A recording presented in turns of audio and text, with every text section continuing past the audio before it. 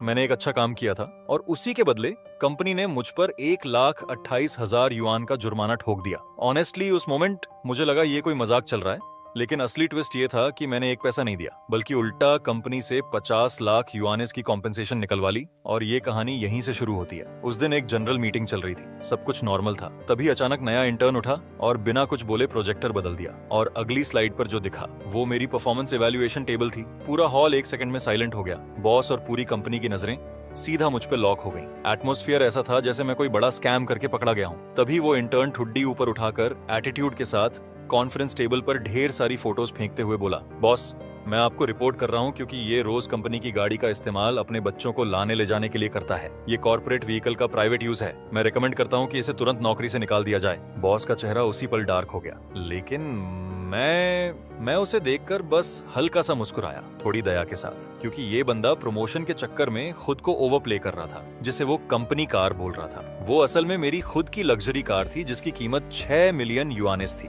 और आयरनी ये थी कि उसी कंपनी की इमेज बेहतर बनाने के लिए मैंने वो कार खुद उन्हें दी थी, पूरे 2 साल के लिए, ताकि बड़े क्लाइंट्स के सामने इंप्रेशन स्ट्रांग बने। तभी उसने अगली स्लाइड खोली जिसमें एक्सेल शीट थी और कॉन्फिडेंटली बोला, मैंने कैलकुलेट किया है कि डायरेक्टर लिन रोज लगभग 40 किलोमीटर ट्रैवल करता है। फ्यूल और वेयर एंड टेयर मिलाकर मंथली कॉस्ट कई हजार युआनेस बनती है। फिर उसने सीधा लियांग की तरफ देखकर कहा, डायरेक्टर लियांग, कंपनी अभी कॉस्ट रिडक्शन पॉलिसीज लागू कर रही है। मुझे लगता है हमें शुरुआत टॉप मैनेजमेंट से करनी चाहिए। अगर ऐसे बिहेवियर, कंपनी एसेट्स को प्राइवेट प्रॉपर्टी की तरह इस्तेमाल करना को सख्ती से पनिश नहीं किया गया तो हम बाकी लोगों को कैसे समझाएंगे। और बस पूरे रूम की नजरें घूमकर लियांग पर टिक गईं, मेरी कॉलेज फ्रेंड, इस कंपनी की फाउंडर। उसी मोमेंट मेरे दिमाग में फ्लैशबैक चल पड़ा। वो दिन जब कंपनी के पास सैलरीज देने के पैसे नहीं थे और मैंने अपने सेविंग्स निकालकर सबको पे किया था। फिर वो टाइम जब बड़े क्लाइंट्स को इम्प्रेस करना था और मैंने बिना सोचे अपनी नई खरीदी हुई कार, जिसे मैंने मुश्किल से 1 महीने पहले लिया था, उसे लियांग को देते हुए कहा था, ले जाओ, सबसे जरूरी है डील्स क्लोज करना। और फिर वो कार लगातार 2 साल तक कंपनी यूज करती रही। फ्यूल में भरता था, इंश्योरेंस में देता था, मेंटेनेंस में करवाता था, और कई बार तो ड्राइवर अनअवेलेबल होता था तो मैं खुद एयरपोर्ट जाकर क्लाइंट्स पिक करता था। कंपनी में हर कोई जानता था कि वो कार मेरी है। लेकिन उस मीटिंग में लियांग के चेहरे पर मुझे डिफेंड करने का स्लाइटेस्ट भी इरादा नहीं था। उसका चेहरा सख्त था, भौहें सिकुड़ी हुई, और वो टेबल पर उंगलियां टैप कर रही थी। उसका वही हैबिट जब वो प्रोस और कंस वेह करती है। और फिर उसने कहा, लिन फेंग, जो चेनाव ने रिपोर्ट किया है वो सही है। उस एक लाइन ने लिटरली मेरे दिल की धड़कन रोक दी। मैंने उसे देखा और अंदर से बस एक ही सवाल उठा, सही है? 2 साल पहले जब उसने मुझसे कार मांगी थी तब उसने कहा था, लिन फेंग, माफ करना परेशानी के लिए, जब कंपनी पैसा कमाएगी तो मैं तुम्हें नई कार दिलाऊंगी। और आज वही मुझसे पूछ रही थी कि ये सब सच है या नहीं। उस मोमेंट मुझे साफ समझ आ गया कि इंटरेस्ट के सामने काइंडनेस की कोई वैल्यू नहीं होती। लेकिन सरप्राइजिंगली मैं काम था, इतना काम कि मुझे खुद अजीब लग रहा था। मैंने उसे देखकर पूछा, तो आपका क्या मानना है डायरेक्टर लियांग? उसने नजरें चुरा ली और बोली, फोटोज सबके सामने हैं लिन फेंग, तुम पुराने एम्प्लॉई हो और मेरे यूनिवर्सिटी के दोस्त भी, लेकिन रूल्स तो रूल्स हैं। कंपनी को फेयर रहना होगा, ये प्रिंसिपल है। इसलिए कार की चाबियां दे दो, अब से ये व्हीकल एडमिनिस्ट्रेटिव डिपार्टमेंट मैनेज करेगा, और फ्यूल और वेयर एंड टेयर के जो खर्चे चेनाव ने कैलकुलेट किए हैं वो तुम्हारी अगली सैलरी से काटे जाएंगे। तभी चेनाव तुरंत बोला, बहुत ही सही डिसीजन डायरेक्टर लियांग, और मुझे लगता है डायरेक्टर लिन को पूरी कंपनी के सामने सेल्फ क्रिटिसिज्म भी करनी चाहिए। आखिर इसका इम्पैक्ट बहुत नेगेटिव रहा है। लेकिन लियांग ने तुरंत कहा, सेल्फ क्रिटिसिज्म की जरूरत नहीं है, हम पूरी कंपनी में क्रिटिसिज्म सर्कुलर जारी करेंगे। उस मोमेंट मेरे दिमाग में सब फ्रीज हो गया। Circular of criticism, salary deduction, car keys confiscation. मैं लियांग का चेहरा देख रहा था, वही फेमिलियर चेहरा, लेकिन अब वो मुझे पूरी तरह अजनबी लग रहा था। टेक्निकली वो मेरी कार थी और मेरे पास हर प्रूफ था। मैं चाहूं तो उसी वक्त ओनरशिप पेपर्स उसके सामने फेंक सकता था, पूरा नैरेटिव पलट जाता। लेकिन मैंने कुछ नहीं किया, क्योंकि मैंने चेनाव की आंखों में एम्बिशन देख ली थी और लियांग की आंखों में कैलकुलेशन। और उसी पल मुझे समझ आ गया, ये लोग शॉर्ट टर्म जीत रहे हैं, लेकिन गेम अभी खत्म नहीं हुआ है। क्योंकि उसी वक्त मेरे दिमाग में एक प्लान बनना शुरू हो चुका था, ऐसा प्लान जो हर वार का हिसाब बराबर करेगा। मैंने बिना हिचकिचाए चाबियां आगे बढ़ाई और हल्की मुस्कान के साथ कहा, ठीक है, ये रही चाबियां, और मैं कंपनी की आलोचना वाली नोटिस स्वीकार करता हूं डायरेक्टर लियांग। उम्मीद है ये गाड़ी कंपनी के लिए और ज्यादा गुड लक लाएगी। अंदर ही अंदर मुझे सब कुछ ऑलमोस्ट फनी लग रहा था, जैसे मैं खुद अपनी ही कहानी में साइड कैरेक्टर बन गया हूँ। तभी चेनाव ने ताना मारते हुए कहा, डायरेक्टर लिन, अगर शुरुआत से ही ऐसे दे देते तो कितना आसान होता ना, किसी के रिपोर्ट करने का इंतजार करना पड़ा। मैंने उसकी तरफ देखा, दया के साथ, क्योंकि उसे बिल्कुल अंदाजा नहीं था कि वो जिन चाबियों को जीत समझ रहा है वो असल में एक टिकिंग टाइम बॉम्ब है। एक ऐसी बॉम्ब जो पूरी कंपनी को अंदर से उड़ा सकती है। वो सोच रहा था उसने पावर ग्रैब कर ली, जबकि असल में उसने अपनी ही बर्बादी एक्टिवेट कर दी थी। करीब आधे घंटे बाद पूरी कंपनी को ईमेल मिला। क्रिटिसिज्म सर्कुलर, वर्डिंग इतनी पॉलिश थी कि पढ़कर लोग इम्प्रेस्ड भी हो रहे थे और गॉसिप भी कर रहे थे। कितना बढ़िया लिखा है। कभी सोचा नहीं था कि डायरेक्टर लिन, जो हमेशा इतना अपराइट लगता था, एक्चुअली पीछे से फायदा उठाता है। मैं बस चुपचाप कॉफी का एक सिप लिया। उसका कड़वा स्वाद मेरी जुबान पर फैल गया, लेकिन जो ठंड मेरे अंदर उठ रही थी वो उससे कहीं ज्यादा गहरी थी। तभी बिना नॉक किए दरवाजा धड़ाम से खुला और चेनू अंदर आया। पूरी ऑथोरिटी के साथ बोला, डायरेक्टर लिन, फाइनेंस डिपार्टमेंट ने कैलकुलेशन कर ली है। पिछले 2 सालों में आपको फ्यूल, डिप्रिसिएशन और टोल्स के 1,28,000 युआनेस रेट्रोएक्टिवली पे करने होंगे। डायरेक्टर लियन ने अप्रूव कर दिया है। आपके पास 3 दिन है, नहीं तो ये आपके एनुअल बोनस और शेयर डिविडेंड से डिडक्ट कर लिया जाएगा। 1,28,000। मैंने हल्का सा सिर टेढ़ा किया और कहा, चेनाओ, तुम नंबर्स में अच्छे हो, तुम्हें पता है इस कार का इंश्योरेंस साल का कितना है? उसने तुरंत कहा, कंपनी देती है। मैंने उसे सीधा देखा। नहीं, मैं देता था 50,000 हर साल, और मेंटेनेंस भी मैं करता था, कई बार 10,000 से ज्यादा, लेकिन उसे फर्क नहीं पड़ा। उसने बेपरवाही से कहा, वो भी तुम्हारी रिस्पॉन्सिबिलिटी है, तुमने ही तो इस्तेमाल किया है। उस मोमेंट मुझे समझ आ गया, लॉजिक यहाँ इररिलेवेंट है, नैरेटिव ही सब कुछ है। मैंने पूछा, तुम्हें पता है ये कार 2 साल पहले कंपनी में कौन लाया था? उसने कंधे उचकाए। कौन जाने, अब तो ये कंपनी की है। डायरेक्टर लिन, बात मत घुमाओ और पैसे दो। चाबियां मैंने ले ली हैं। अब अगर तुम्हें गाड़ी यूज करनी है तो पहले एप्लीकेशन डालनी होगी और मेरी अप्रूवल का इंतजार करना होगा। उस मोमेंट मेरे दिमाग में सिर्फ एक ही थॉट आया, ये लेवल का डिल्यूजन रेयर होता है। एक इंटर्न 3 महीने भी पूरे नहीं हुए और अब ऑपरेशंस डायरेक्टर को अप्रूव करेगा। सीन इतना सुरियल था कि अगर कोई सुनाए तो फेक लगे, लेकिन मैंने बस शांत होकर कहा, ठीक है, मैं पे कर दूंगा। वो तुरंत मुस्कुराया। डायरेक्टर लिन, समझदार इंसान जानता है कब झुकना है। और फिर कैजुअली बोला, वैसे डायरेक्टर ली ने कहा है कि अगले हफ्ते एक इम्पोर्टेंट क्लाइंट आ रहा है, अपनी पर्सनल चीजें कार से हटा लेना। कहीं ऐसा ना हो कि क्लाइंट बेबी सीट या टॉयज देखकर कंपनी की इमेज खराब हो जाए। मैंने अंदर ही अंदर सोचा, अब मेरी ही जिंदगी कंपनी एम्बैरेसमेंट बन गई है। जैसे ही वो गया, मैंने तुरंत फोन उठाया। हेलो, मैं लिन फेंग बोल रहा हूँ, मुझे एक लीगल मैटर पर कंसल्टेशन चाहिए, कंपनी द्वारा प्राइवेट प्रॉपर्टी के इलीगल अप्रोप्रिएशन और रेट्रोएक्टिव चार्जेस के बारे में। कॉल खत्म करके मैंने ड्रॉअर खोला और नीचे से एक एनवेलप निकाला। प्रूफ्स, मेरे पास सब कुछ था। हर ट्रांसफर रिकॉर्ड, हर invoice perfectly preserved, registration certificate पर साफ लिखा था, लिन फेंग। मुझे साफ याद है 2 साल पहले लियांग ने मुझसे कहा था, लिन फेंग, क्या हमें तुम्हारे साथ लीज कॉन्ट्रैक्ट साइन नहीं करना चाहिए? मैं तुम्हें 2,000 पर मंथ रेंट दे सकती हूँ। और मैंने हंसकर कहा था, छोड़ो, हम दोस्त हैं, कंपनी अभी शुरू हुई है, थोड़ा बचत कर लेते हैं। उस वक्त मुझे लगा था ये ट्रस्ट है, लेकिन अब समझ आया, वो नाइफ मैंने खुद उनके हाथ में दिया था। अगर उन्हें रूल्स के हिसाब से खेलना है तो ठीक है, अब गेम भी रूल्स से ही खेलेंगे। मैं उठा और सीधे बेसमेंट पार्किंग में गया, और जो मैंने देखा, ऑनेस्टली उससे ज्यादा डिसरिस्पेक्टफुल कुछ नहीं हो सकता था। चेनो वहां खड़ा था और स्टाफ को आदेश दे रहा था, इस कुशन को फेंको, बहुत खराब है। और ये डेकोरेशन क्या है, इसे भी फेंको। ट्रंक की सारी बॉक्सेस भी निकालो, कौन जाने क्या पर्सनल सामान पड़ा हो। वो कुशन मेरा कस्टमाइज्ड लेदर कुशन था जिसकी कीमत 8,000 युआनेस थी, और वो डेकोरेशन मेरी बेटी का हैंडमेड लकी चार्म था। उस मोमेंट मेरे अंदर कुछ क्वाइटली टूट गया। उसने ड्राइवर से कहा, गाड़ी यहीं छोड़ दो, हम ऊपर जा रहे हैं। और फिर खुद ड्राइवर सीट पर बैठकर स्टीयरिंग पकड़ते हुए फोटो ली और सोशल मीडिया पर पोस्ट कर दी। मेरी नई सवारी, जो लोग मेहनत करते हैं उनकी किस्मत कभी खराब नहीं होती, आगे बढ़ो। मैंने वो पोस्ट देखा और उसे लाइक भी कर दिया और धीरे से बुदबुदाया, जाओ चेनाओ, एंजॉय करो, लेकिन ध्यान से चलाना, क्योंकि ये कार सिर्फ अपने असली मालिक की सुनती है। अगली सुबह HR मैनेजर ने मुझे बुलाया और बोला, डायरेक्टर लिन,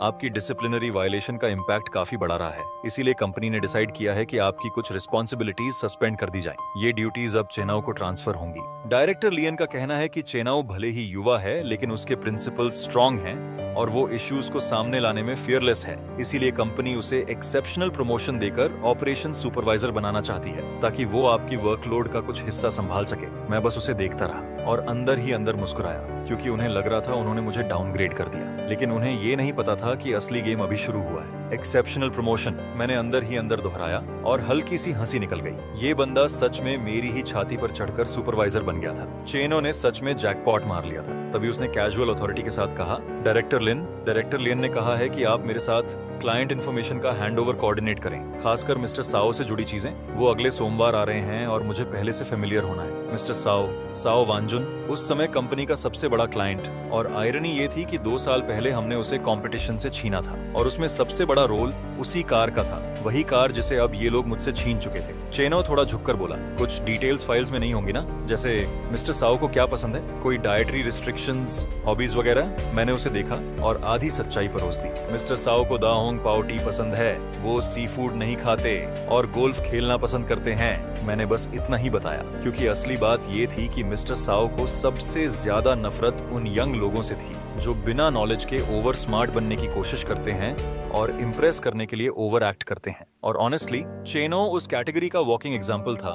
वो तुरंत बोला, नोटेड, थैंक्स लिन जी। फिर कैजुअली ऐड किया, बाय द वे कार की कीज मैंने ड्राइवर वू को दे दी हैं। डायरेक्टर लियन का कहना है कि अब से ये कार सिर्फ मिस्टर साओ जैसे हाई लेवल क्लाइंट्स को रिसीव करने के लिए यूज होगी, बाकी टाइम ये पार्क्ड रहेगी। मैंने सिर हिलाया, अच्छा पार्क्ड रहेगी, देखते हैं कितने दिन, क्योंकि मुझे पता था ये लोग टेम्पटेशन रेजिस्ट नहीं कर पाएंगे। उसी दोपहर मैं सीधे ब्रांड शोरूम पहुंच गया। स्टाफ मुझे देखते ही बोला, मिस्टर लिन आपको देखकर अच्छा लगा, कार बिल्कुल ठीक है, कोई इश्यू नहीं। मैंने शांत आवाज में कहा, मुझे फुल इंस्पेक्शन करानी है और ट्रैकिंग सिस्टम अपग्रेड भी। वो बोला, जरूर, क्या आप कार लेकर आए हैं? मैंने कहा, नहीं, कुछ दिनों में कोई लेकर आएगा, बस याद रखना जैसे ही कार वर्कशॉप में आए तुरंत सारे डोर्स लॉक कर देना, मेरी इंस्ट्रक्शन के बिना कोई उसे बाहर नहीं ले जाएगा, अंडरस्टूड? वो तुरंत सीरियस हो गया, कार आपके नाम पर है, हम सिर्फ आपके ऑर्डर्स फॉलो करेंगे। और उसी पल मुझे लगा रियल शो अब शुरू होगा। मैं टैक्सी लेकर वापस ऑफिस आया और जैसे ही बिल्डिंग के सामने पहुंचा, वही क्वीनन धीरे धीरे पार्किंग से बाहर निकलती दिखी। विंडो नीचे हुई और अंदर से आवाज आई, अरे लिन टैक्सी ले रहे हो? सॉरी, डायरेक्टर लियान एक डील क्लोज करने जा रही है, हमें कार रिक्वायराइजेशन करनी पड़ी। इतनी गर्मी में मेहनत मत करो, घर जाओ और अपने बच्चे का ध्यान रखो। मैंने बस उन्हें जाते हुए देखा, अंदर ही अंदर हंसा। ये लोग मेरी कार, मेरा फ्यूल यूज करके डील्स क्लोज कर रहे हैं और मुझे ही लेक्चर दे रहे हैं। ऑनेस्टली ये लोग लीच लेवल पे पहुंच चुके थे। उसी वक्त मैंने फोन निकाला, हेलो, मैं अपनी फ्यूल कार्ड डीएक्टिवेट करवाना चाहता हूँ। हाँ, अभी के अभी ब्लॉक कर दीजिए, क्योंकि अभी कार ब्लॉक करना उन्हें फेवर देना होता है। अगर ब्लॉक करना था तो सही टाइमिंग पर करना था। फिर मैंने दूसरा कॉल किया एरिया के टॉप रियल एस्टेट एजेंट को। अगर ये लोग हिसाब करना चाहते हैं तो ठीक है, पूरा हिसाब होगा, क्योंकि जिस ऑफिस में ये लोग बैठे थे वो बिल्डिंग भी मेरी ही प्रॉपर्टी थी। जब लियांग ने कंपनी शुरू की थी तो वो डिसेंट ऑफिस अफोर्ड नहीं कर सकती थी, इसलिए मैंने अपने पिता की छोड़ी हुई प्रॉपर्टी उसे मार्केट प्राइस के आधे रेंट पर दे दी थी।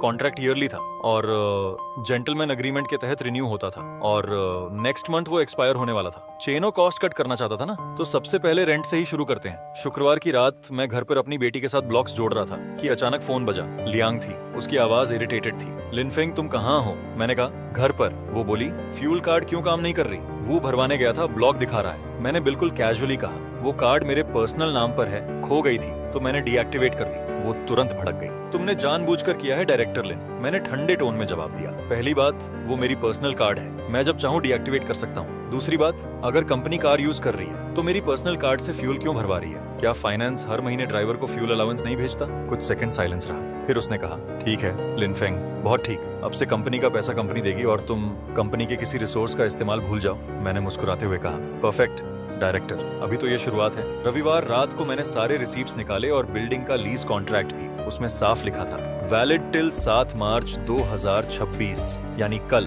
अगर रिन्यू नहीं हुआ तो वो इलीगल ऑक्यूपेंसी में आ जाएंगे। मैंने थोड़ा सोचा और एजेंट को मैसेज किया, कल सुबह 10 बजे नए टेनेंट्स को साइट दिखाना। उसने तुरंत रिप्लाई किया, परफेक्ट लिन, ये लोकेशन बहुत डिमांडेड है, एक फाइनेंशियल कंपनी डबल रेंट देने को तैयार है। मैंने कहा, कोई प्रॉब्लम नहीं, बस करंट टेनेंट्स नहीं होने चाहिए, क्योंकि मुझे पता था कल का दिन इंटरेस्टिंग होने वाला है। मिस्टर साओ आने वाला था, एजेंट नए टेनेंट्स लेकर आएगा, चेनाओ खुद को प्रूव करने की कोशिश करेगा और मैं पूरा जाल खींचने वाला था। मैं बैठा और एक कागज निकाला और नंबर्स लिखने शुरू किए, क्योंकि अब ये गेम इमोशन से नहीं कैलकुलेशन से जीता जाएगा। मैंने कागज पर एक एक करके सारे नंबर लिखे। क्वीनन, कीमत 3.2 मिलियन युआन, परचेस टैक्स 2,80,000, 2 साल का इंश्योरेंस 1 लाख, 2 साल का मेंटेनेंस और रिपेयर्स 80,000, 2 साल का फ्यूल 60,000, ऑफिस बिल्डिंग के रेंट में जो डिफरेंस मैंने सहा वो 1.2 मिलियन, और एम्प्लॉइज की सैलरीज जो मैंने एडवांस में दी वो 5 लाख, टोटल आया 5.42 मिलियन युआनेस। मैं कुछ सेकंड तक उस फिगर को घूरता रहा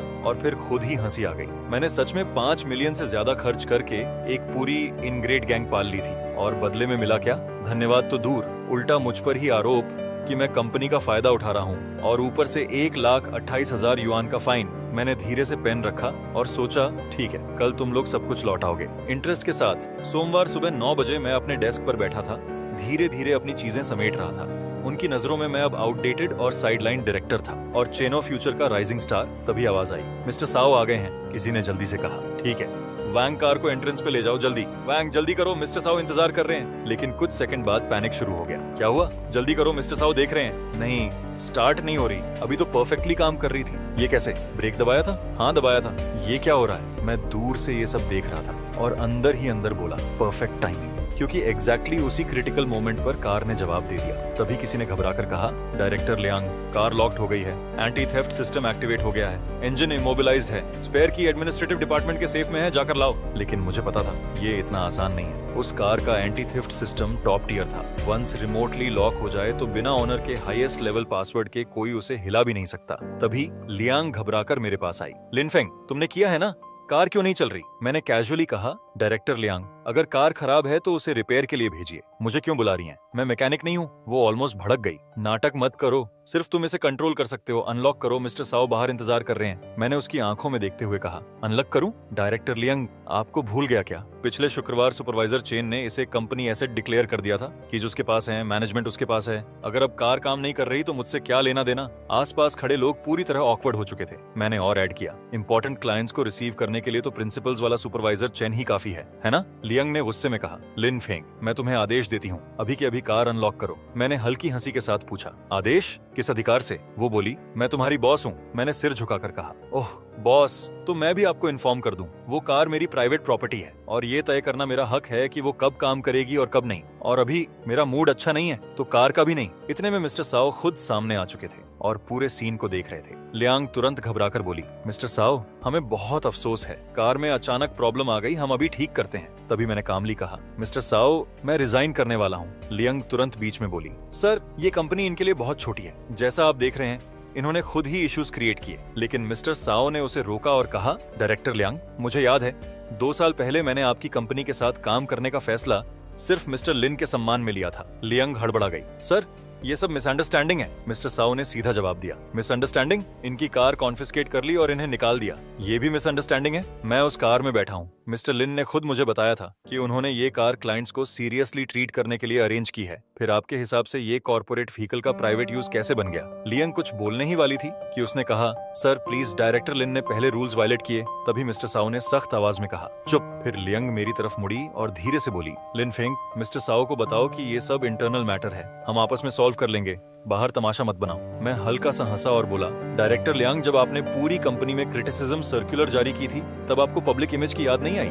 जब आपने चेनो को मेरी चीजें जमीन पर फेंक कर कुचलने दिया तब नहीं सोचा? फिर मैंने मिस्टर साओ की तरफ मुड़कर कहा, सर, आपको ये सब देखने के लिए मजबूर किया, उसके लिए माफी चाहता हूँ, लेकिन आज से मेरा इस कंपनी से कोई संबंध नहीं है और ये कार मैं वापस ले रहा हूँ। मैंने रिमोट से अनलॉक किया और जो कार कुछ सेकंड पहले डेड लग रही थी वो अचानक से जिंदा हो गई। इंजन स्मूथ तरीके से स्टार्ट हो गया। मैंने ड्राइवर से कहा, नीचे उतरो। वो तो पहले ही घबराकर बाहर आ चुका था। मैं खुद ड्राइवर सीट पर बैठा और मिस्टर साओ से कहा, सर, अगर आपको ठीक लगे तो मैं आपको आपकी नेक्स्ट डेस्टिनेशन छोड़ देता हूँ, और जहाँ तक इस कंपनी की बात है, मुझे लगता है इनके लिए शेयर्ड बाइक्स ज्यादा सूटेबल रहेंगी। मिस्टर साओ हल्का सा मुस्कुराए और बोले, वेल सेड मिस्टर लिन, दरअसल मेरे पास एक नया प्रोजेक्ट है और मुझे एक एक्सपीरियंस्ड पार्टनर की जरूरत है, चलते चलते बात करते हैं। मैंने स्टीयरिंग संभालते हुए कहा। तभी पीछे से लियांग की घबराई हुई आवाज आई, मिस्टर साओ रुकिए, अभी बात पूरी नहीं हुई। वो साओ बानजून की स्लीव पकड़ने की कोशिश कर रही थी, लेकिन उसके बॉडीगार्ड ने तुरंत बीच में आकर उसे रोक दिया और मिस्टर साओ ने ठंडी नजर से उसे देखते हुए कहा,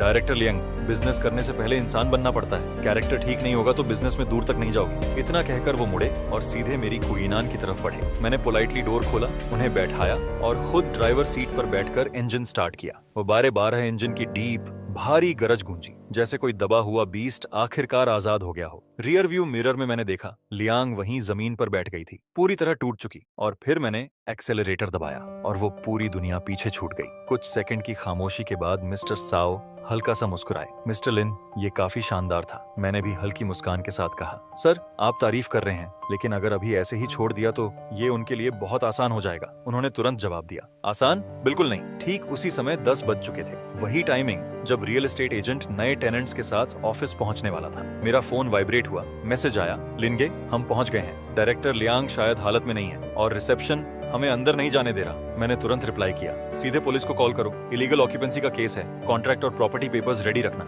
रिसीव्ड, रिप्लाई आया। मैंने फोन रखा और हल्की सी ठंडी मुस्कान दी। गेम अभी शुरू हुआ था। मिस्टर साओ को ड्रॉप करने के बाद मैं सीधे लॉ फर्म पहुंचा। वकील ने सारे डॉक्यूमेंट्स देखकर कहा, मिस्टर लिन, आपके पास जो प्रूफ्स हैं उसके आधार पर vehicle usage cost, advance funds और रेप्यूटेशन डैमेज के लिए कंपनी के खिलाफ केस जीतने की बहुत स्ट्रॉन्ग संभावना है। और बिल्डिंग लीज कॉन्ट्रैक्ट के हिसाब से, क्योंकि उन्होंने ना रिन्यू किया है और ना खाली किया है, आप फोर्स्ड एविक्शन के साथ साथ इलीगल ऑक्यूपेंसी के दौरान डबल रेंट भी क्लेम कर सकते हैं। मैंने उसकी तरफ देखते हुए कहा, लॉयर वांग, एक चार्ज और जोड़िए। उसने पूछा, कौन सा? मैंने शांत आवाज में कहा, डेफेमेशन। चेनो ने फैक्ट्स फैब्रिकेट किए, मुझे मैलिशियसली बदनाम किया और मेरी इंडस्ट्री रेपुटेशन को डैमेज किया। मैं उसे पर्सनली सू करना चाहता हूँ, पब्लिक अपॉलॉजी और मॉरल कॉम्पेंसेशन दोनों के लिए। वकील थोड़ा रुका और बोला, ये प्रूव करना थोड़ा ट्रिकी हो सकता है क्योंकि ये इंटरनल ईमेल्स थे। मैंने सीधा कहा, मेरे पास रिकॉर्डिंग्स हैं, जल्दी पैसे दो। मैंने कार की कीज ले ली हैं, अब यूज करनी है तो एप्लीकेशन डालो और मेरी अप्रूवल का इंतजार करो। अगर ओबे नहीं किया तो क्या होगा?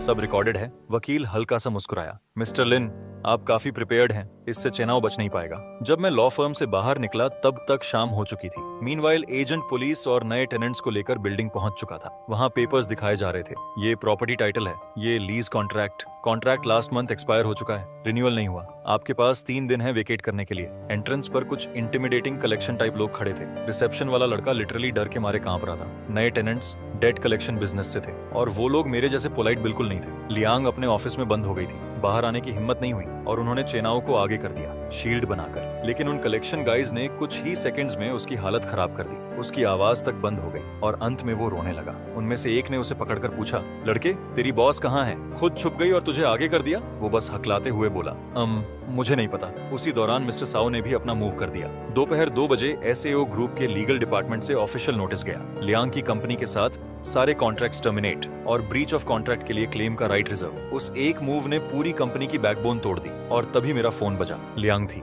उसकी आवाज में घबराहट और गुस्सा दोनों थे। लिनफेंग, तुम आखिर चाहते क्या हो? मुझे पूरी तरह खत्म कर दोगे? मैंने शांत आवाज में कहा, डायरेक्टर लियांग, आप ऐसा क्यों कह रही हैं? मैं सिर्फ अपना हक वापस ले रहा हूँ। मिस्टर साओ ने कॉन्ट्रैक्ट इसलिए खत्म किया क्योंकि उन्हें आपका कैरेक्टर पसंद नहीं आया और बिल्डिंग में लोग इसलिए आए क्योंकि आप लोग खुद निकलना नहीं चाहते थे। बात सिंपल है, रीजनेबली बिहेव करना चाहिए। वो कुछ सेकंड चुप रही, फिर बोली, लिनफेंग, हम यूनिवर्सिटी क्लासमेट्स थे, क्या तुम्हें इतना निर्दयी होना जरूरी है? अगर कंपनी खत्म हो गई तो तुम्हें क्या मिलेगा? तुमने भी इसमें मेहनत लगाई है। मैंने गहरी सांस ली और कहा, मेहनत? मेरी मेहनत को तुमने ऑब्लिगेशन समझ लिया। चेनाओ ने उसे स्टेपिंग स्टोन बना लिया और तुमने उसे कचरे की तरह ट्रीट किया जिसे कभी भी फेंक सकती हो। लियांग, जिस दिन तुमने उसे मुझे पब्लिकली ह्यूमिलिएट करने दिया, जिस दिन तुमने मेरी कार अपने पास रखने के लिए चीप ट्रिक्स खेले, उसी दिन हमारी वो यूनिवर्सिटी वाली फ्रेंडशिप खत्म हो गई थी। उसकी आवाज कांप रही थी जब उसने कहा, लिनफेंग, मुझसे गलती हो गई, सच में, मैं मानती हूँ। मैं तुम्हें कार वापस कर देती हूँ, ऑफिस का डबल रेंट भी दूंगी, बस प्लीज मिस्टर साओ से मेरे लिए बात कर दो। मैं कुछ सेकंड चुप रहा, फिर ठंडे टोन में बोला, अब बहुत देर हो चुकी है, कल तक लीगल प्रोसेस शुरू हो जाएगा। डायरेक्टर लियांग, अब अपनी एनर्जी जज को समझाने के लिए बचा कर रखो। कॉल करते ही एक अजीब सी शांति छा गई, जैसे सब सेटल हो गया हो। लेकिन ऑनेस्टली असली तूफान अब भी बाकी था। उसी रात अचानक इंटरनेट पर एक टॉपिक वायरल हो गया, रिच एग्जीक्यूटिव अब्यूजिंग इंटर्न। मैंने आर्टिकल खोला, लंबा इमोशनल पोस्ट, फोटोज में चेनाओ कार के अंदर बैठा रो रहा था। खुद को उसने एक ब्रेव यंग प्रोफेशनल की तरह पोर्ट्रे किया था जो रूल्स के लिए खड़ा हुआ, और मैं विलन बना दिया गया था। टेक्स्ट इतना मैनिपुलेटिव था कि कोई भी पढ़कर इंस्टेंटली उसके साइड में चला जाए। ऊपर से मेरी फोटोज भी लीक कर दी गई थी। फेस ब्लर था, लेकिन मुझे जानने वाला कोई भी पहचान सकता था। मेरा फोन लगातार बज करने लगा, अब्यूज, थ्रेट्स, गालियां, पूरा इंटरनेट मेरे खिलाफ खड़ा था। उस मोमेंट मुझे समझ आ गया, चेनाओ फुल स्केल वॉर चाहता है। उसे लग रहा था पब्लिक ओपिनियन से वो पूरा गेम पलट देगा। ऑनेस्टली नाइव था, उसे ये नहीं पता था कि पब्लिक ओपिनियन दोधारी तलवार होती है। अगर बड़ा खेल खेलना है तो मैं भी खेलूंगा। लाइव इंटरव्यू में वो कॉन्फिडेंटली बोल रहा था, मैंने बस एक एम्प्लॉई के तौर पर अपना कर्तव्य निभाया। कंपनी के रूल्स हैं, कॉर्पोरेट व्हीकल पर्सनल यूज के लिए नहीं होता। मुझे नहीं पता था कि रूल्स डिफेंड करने की इतनी बड़ी कीमत चुकानी पड़ेगी। मिस्टर लिन ने कंपनी एसेट्स पर कब्जा किया और अपने कॉन्टैक्ट्स का इस्तेमाल करके कंपनी को नुकसान पहुंचाया। रिपोर्टर ने पूछा, प्राइवेट यूज का अमाउंट कितना है? उसने बिना झिझक कहा, 1,28,000। ये सिर्फ फ्यूल और वेयर एंड टेयर का 2 साल का खर्च है। फिर पूछा गया, आपको क्यों लगता है मिस्टर लिन ने ऐसा किया? चेनाओ बोला, क्योंकि उसे लगा कंपनी उसके बिना नहीं चल सकती। उसे प्रिविलेज का एहसास था। लाइव चैट में लोग पागलों की तरह मुझे गालियां दे रहे थे। एरोगेंट है, इन्वेस्टिगेशन होनी चाहिए, पब्लिक अपॉलॉजी मांगनी चाहिए। मैंने फोन उठाया और लॉयर वांग को मैसेज किया, अब काफी है, रिलीज कर दो। 5 मिनट बाद एक नई अकाउंट लिंक से एक वीडियो अपलोड हुआ। No background music, no editing tricks, सिर्फ facts. First part, proof chain, car purchase invoice, registration certificate, insurance policy, maintenance records. Second part, fund flow, bank statements, fuel card records, कुछ second के लिए live chat literally freeze हो गया। Reporters के phones पर भी notification आ गया और उनकी एक्सप्रेशंस तुरंत बदल गईं, सिंपैथी से सीधे शॉक और एक्साइटमेंट में। एक रिपोर्टर ने तुरंत पूछा, डायरेक्टर लियांग, मिस्टर लिन द्वारा पब्लिक किए गए प्रूफ्स क्या असली हैं? ये लग्जरी कार वास्तव में उनकी प्राइवेट प्रॉपर्टी है? दूसरा चेनाओ की तरफ मुड़ा। मिस्टर चेन, रिकॉर्डिंग में जो थ्रेड्स हैं वो आपकी आवाज है, क्या आप पब्लिक सिंपैथी मैनिपुलेट कर रहे थे? चेनो हकलाने लगा।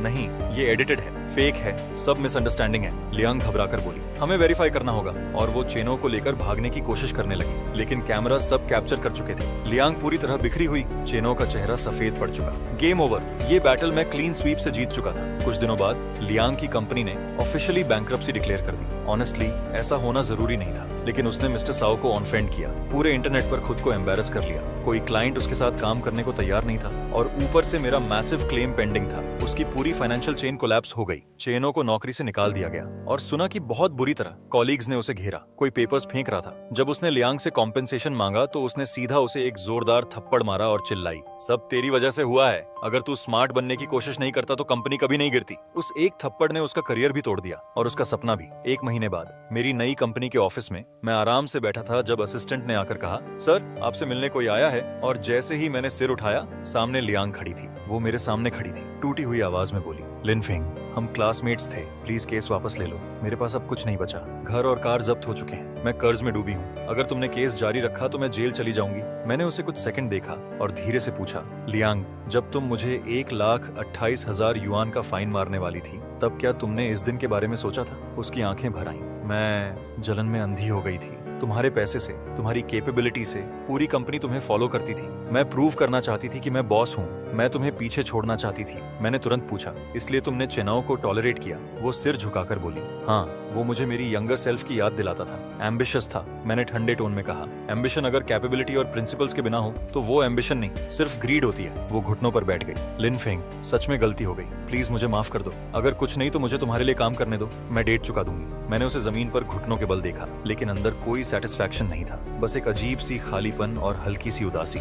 यही वो इंसान थी जिसे मैंने कभी दिल से सपोर्ट किया था। यही वो पार्टनर थी जिस पर मैंने भरोसा किया था। और अब इंटरेस्ट के सामने इंसान कितना फ्रेजाइल हो जाता है ये साफ दिख रहा था। मैंने धीरे से कहा, लियांग, मुझे स्टाफ की कमी नहीं है। और मैं खड़ा होकर ग्लास विंडो के पास चला गया। नीचे ट्रैफिक बह रहा था, जिंदगी चल रही थी जैसे कुछ हुआ ही नहीं। मैंने बिना पीछे देखे कहा, केस चलेगा, 50 मिलियन युआन की कंपेंसेशन नॉन नेगोशिएबल है, ये प्रिंसिपल है, और आगे तुम्हारे साथ क्या होगा वो तुम्हारा मामला है, अब तुम जा सकती हो। उसके जाने के बाद बस एक ही चैप्टर बचा था, चेनो। उसने मुझे काउंटलेस मैसेजेस और अपॉलॉजी लेटर्स भेजे थे, लेकिन मैंने एक का भी जवाब नहीं दिया जब तक कि ट्रायल के दिन वो कोर्ट के बाहर मुझे नहीं मिला। लिनगे, मैं रुका, सनग्लासेस उतारे और उसे देखा। चेनो, क्या तुम्हें लगता है तुम्हारे साथ इनजस्टिस हुआ है? उसने तुरंत सिर हिलाया, डेस्परेट होकर। मैंने सीधा कहा, मुझे नहीं लगता। मैंने 6 मिलियन युआन कार पर खर्च किए, 5 लाख सैलरीज में डाले, 1 मिलियन रेंट सब्सिडी दी, और बदले में मुझे क्या मिला? तुम्हारी कंप्लेंट और पब्लिक ह्यूमिलिएशन। तुमने सिर्फ एक जॉब खोई है और एक बैड रिकॉर्ड पाया है। मैंने लगभग अपनी डिग्निटी खो दी थी। वो चुप हो गया। मैंने आखिरी बार कहा, ऊपर चढ़ना गलत नहीं है, लेकिन किसी और की काइंडनेस पर पैर रखकर ऊपर नहीं चढ़ते। ये लेसन 1,28,000 युआनेस में नहीं आता, इसे याद रखना। इतना कहकर मैं कामली कोर्ट रूम में चला गया। पीछे से उसकी टूटी हुई रोने की आवाज गूंज रही थी। कुछ महीने बाद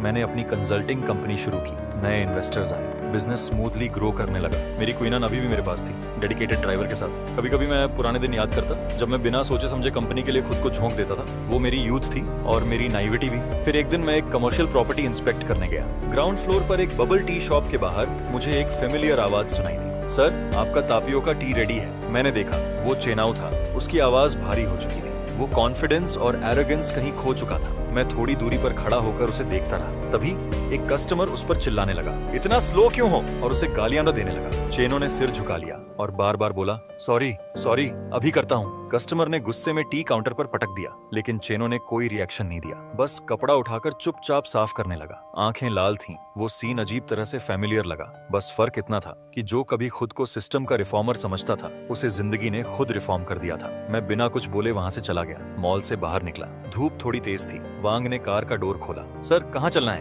मैंने कहा, घर। मुझे लगा कहानी यहीं खत्म हो गई, लेकिन मुझे नहीं पता था कि एक आखिरी एको बाकी है। उसी रात मैं अपनी बेटी के साथ पार्क में टहल रहा था। एक फुटब्रिज के नीचे से गुजरते वक्त मैंने किसी को कूड़ेदान में कुछ ढूंढते देखा। कपड़े फटे हुए थे, बाल बिखरे हुए, लेकिन वो सिलुएट पहचानने में मुझे 1 सेकंड भी नहीं लगा। वो लियांग थी। शायद उसे मेरी नजर महसूस हुई। वो मुड़ी, हमारी आंखें मिली और जैसे ही उसने मुझे पहचाना, उसकी आंखों में शॉक से लेकर एक्सेप्टेंस और फिर गहरी शर्म और असहजता साफ दिखने लगी। वो जल्दी से कूड़ेदान से मिला आधा टुकड़ा रोटी उठाकर भागने लगी, लड़खड़ाते हुए, इतनी हड़बड़ी में कि एक जूता भी वहीं छूट गया। लेकिन मैंने उसे रोका नहीं, मैं बस खड़ा देखता रहा। मेरी बेटी ने मेरा हाथ खींचकर पूछा, पापा उस आंटी को क्या हुआ? मैंने हल्की सांस ली और शांत आवाज में कहा, जब लियांगसू की कंपनी बैंकरप्ट हुई, उसके पति बच्चों को लेकर उसे छोड़कर चला गया, डिवोर्स दे दिया और जो थोड़ा बहुत पैसा बचा था वो भी ले गया। मैं चलते चलते उसे समझाता रहा, उस पर बहुत बड़ा कर्ज चढ़ गया, उसे डिसऑनेस्ट पर्सन डिक्लेयर कर दिया गया, वो हाई स्पीड ट्रेन तक में ट्रैवल नहीं कर सकती और सुना है एक समय उसने अपनी जान लेने का भी सोचा था, लेकिन नहीं किया। मेरी नजर अभी भी उस अंधेरे में गायब होती उसकी परछाई पर टिकी थी। अब वो इस शहर की सबसे इनविजिबल शैडो बन चुकी है। जैसे ही वो पूरी तरह अंधेरे में खो गई, मेरे अंदर बची हुई आखिरी बेचैनी भी धीरे धीरे शांत हो गई। मैंने मन ही मन सोचा, हर बुरा इंसान आसमान से सजा नहीं पाता। ज्यादातर लोग खुद ही अपनी बर्बादी लिखते हैं। काइंडनेस एक चॉइस होती है, ऑब्लिगेशन नहीं, खासकर उनके सामने जो उसकी कदर करना नहीं जानते। और सच कहूं तो अगर उस समय मेरे पास वो क्विनिन नहीं होती, वो ऑफिस बिल्डिंग नहीं होती, मिस्टर साओ जैसे कॉन्टैक्ट्स नहीं होते, तो शायद आज उस कूड़ेदान के पास खड़ा इंसान मैं होता। मैंने अपनी बेटी का हाथ थोड़ा कसकर पकड़ा और हम धीरे धीरे घर की तरफ चलने लगे। स्ट्रीट लाइट्स की रोशनी हमारी परछाई को लंबा खींच रही थी और सड़क के किनारे मेरी वही ब्लैक लग्जरी कार शांत खड़ी थी, जैसे एक लॉयल गार्डियन। और इस बार मुझे पूरी क्लैरिटी थी, जिंदगी में स्टीयरिंग हमेशा अपने हाथ में ही होनी चाहिए। और हाँ, यहीं पर ये स्टोरी फाइनली खत्म होती है। लेकिन अगर तुम सच में डीप सोचो तो ये सिर्फ बिट्रेयल या रिवेंज की कहानी नहीं है, ये है कंट्रोल चॉइसेस और उस परफेक्ट मोमेंट की जब तुम्हें गुड गाय बनना बंद करना पड़ता है, जिसे हर कोई लाइटली लेता है। क्योंकि ऐसी दुनिया में बिना बाउंड्रीज वाली काइंडनेस तुम्हें नोबल नहीं बनाती, वो तुम्हें वल्नरेबल बना देती है। और जिस पल तुम दूसरों को अपनी लाइफ का स्टीयरिंग व्हील पकड़ने देते हो, उसी पल तुम गेम हारना शुरू कर देते हो। लिन फेंग जीता इसीलिए नहीं क्योंकि वो रूथलेस था, वो जीता क्योंकि वो जाग गया था। उसने हर चीज कैलकुलेट की और बाकी सबसे ज्यादा स्मार्ट खेला। तो असली सवाल ये है, अगर तुम उसकी जगह होते, क्या तुम अभी भी काइंड रहते या फाइनली खुद को चूज करते? अगर तुम्हें ये स्टोरी पसंद आई हो तो लाइक करो, सब्सक्राइब करो और कमेंट में जरूर बताओ कि तुम इस सिचुएशन में क्या करते। और ट्रस्ट मी, अगली स्टोरी उससे भी ज्यादा क्रेजी होने वाली है।